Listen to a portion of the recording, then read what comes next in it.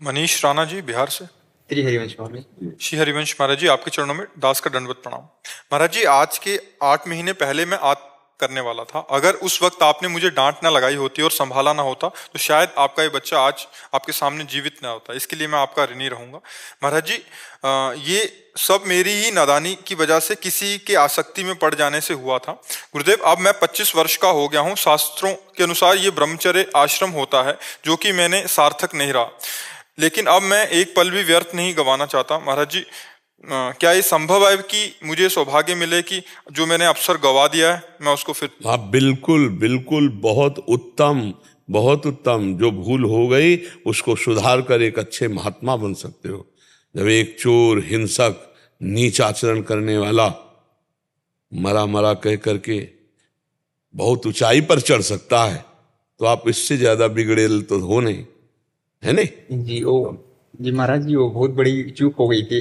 और मैं आपके सामने आया था और नवंबर में, तो मेरी ऐसी हालत थी कि मैं मतलब जीने का मन ही नहीं कर रहा था। अगर आपने उस टाइम मुझे डांट न लगाया होता तो पता नहीं क्या हो जाता। नहीं नहीं, ठीक है। और धन्यवाद बच्चा कि तुम हमारी बात माने और अपने जीवन को सुरक्षित रखो और अब संयम से चलो ना। और नाम आज चेहरे में भी तुम्हारे एक प्रसन्नता है, तुम्हारे चेहरे में एक मतलब ऐसा है कि उज्ज्वलता है, मलिनता नहीं, निराशा नहीं, एक नेत्रों में एक मतलब प्रकाश है। खूब नाम जप करो और अच्छे बच्चे बनकर चलो। तो जो तुमसे त्रुटि हुई है वो तो बहुत छोटी बात है। पहाड़ के पहाड़ पाप हो तो भगवान का भजन उसको नष्ट कर देता है। घोर पापी भी महात्मा बन जाता है। अपिचेत सुदुराचारो भजते माम अनन्य भाग साधुरिव समंतव्या सम्यक व्यवसिता। ऐसा घोर दुराचारी रहा हो और भगवान से कि हे नाथ मैं आपका, और भजन करने लगे तो भगवान कहते मैं उसे महात्मा बना देता हूँ। महात्मा होता है हृदय का।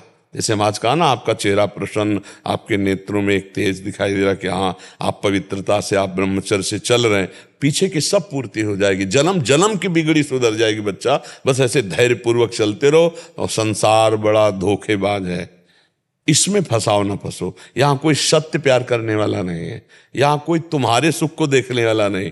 तुमसे सुख मिल रहा है और तुमसे बढ़कर कल इनसे सुख मिलने लगेगा तो तुम्हें देखेंगे भी नहीं, समझ रहे हो? और कल जब इनसे बढ़कर कोई सुख मिल जाएगा तो इनको भी धक्का दे देंगे। ये है संसार का प्यार, ये है संसार का नियम। कब और भोले हृदय वाले मान लेते हैं कि मेरा है, और जब उसे ठोकर लगती तो लगता है अब जीना किस काम का, जो मेरा है वही मुझे ठुकरा के चला गया। अच्छा हुआ ठुकरा दिया, तो कम से कम सत्य का मार्ग तो समझ में आया। अगर ना ठुकराता है तो उसी असत्य में प्यार मानकर हमारा जीवन फंसा रहता। बड़ी कृपा भगवान ने की, क्योंकि धोखा मिलने से सत्य मार्ग तो मिल गया।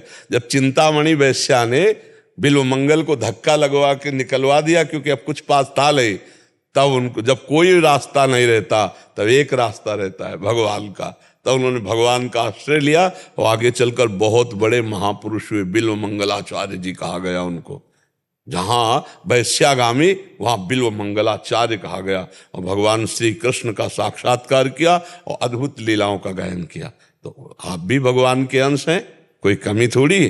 खूब अच्छे से चलो, ठीक है महाराज जी, मैं श्री जी को पाना चाहता हूँ, क्या ये संभव है? मैं बिल्कुल, अगर संभव ना होता तो श्री जी। ऐसा कभी कभी लगता है कि मैंने तो अवसर तो गंवा दिया, मतलब बहुत गलत। नहीं नहीं नहीं नहीं नहीं, बिल्कुल मत। पीछे ना ना ना, पीछे की छोड़ो, पीछे की छोड़ो, आगे की देखो। आप अपने को मत देखो, श्री जी को देखो। वो कितने करुणामय हैं, वो कितने कृपालु हैं। हम अपनी तरफ देखें तो हमारे कदम आगे नहीं बढ़ पाएंगे, और जब हम श्री जी की तरफ देखते हैं तो दौड़ लगा ले का मन होता है कि यार करुणामयी है, क्षमाशील है, वो हमें क्षमा कर दिए हैं, तभी हमें संत समागम मिला। देखो ये भाग्य से मिलता है। बड़े बड़े जब बड़े भाग पाइप सत्संगा, बड़े भाग्य। अब मोहि भा भरोस हनुमंता, बिनु हरि कृपा मिले नहीं संता। ये कृपा हुई है। अगर श्री जी हमको कृपा न करती तो हमको सौभाग्य नहीं मिलता, और जब ये कृपा कर दी तो फिर भजन करके हम श्री जी को प्राप्त कर सकते हैं, पक्का प्राप्त कर सकते हैं। देखो हमारी श्री जी इतनी कृपालु। तुम्हें एक घटना बताएं। एक पति पत्नी थे, तो उनकी पत्नी का नाम था किशोरी, और वो बहुत अपनी पत्नी पे प्यार करते थे, आसक्त कर, जैसे संसारी पुरुष रहते हैं। अब काल की घटना, उनकी पत्नी मर गई। अब वो इतने आसक्त थे कि उसके बिना जी नहीं सकते थे। अब वो हर समय रोने लगे, पर नाम था किशोरी, इसलिए बात बल गई। हा किशोरी, हा किशोरी। तो एक दिन बरसाने कोई उनके एरिया के आ रहे होंगे, तो ऐसे ही दिमाग में कुछ सुर्धी नहीं, उन्हीं के साथ बरसाने आ गए। तो रात्रि में गहवर वन के पहाड़ में वो एकांत में प्रेमी का हृदय विकल होता है, तो अपनी पत्नी की याद करके रो रहे थे, किशोरी, हा किशोरी। तो श्री जी ने ललिता से कहा, देखो मुझे कोई पुकार रहा है। तो ललिता जी ने कहा, आपको नहीं पुकार रहा, उसकी पत्नी का नाम किशोरी है। हमारी श्री जी कितनी करुणामयी। तो उन्होंने कहा, आदि नाम माने पहला नाम तो मेरा ही है ना किशोरी, दूसरे कोई बाद में रख ले, किशोरी तो मेरा नाम है ना, जाओ उसको लिवा के लाओ। ललिताजू नजदीक गए, तो ललिताजू का दर्शन मतलब श्री जी का दर्शन समझो। जे ही ललिताजू को देखा, सारे पाप नष्ट हो गए, दिव्य उसके अंदर नेत्र खुल गए प्रेम के। और ललिता जी ने कहा, चल तुझे श्री जी बुला रहे हैं।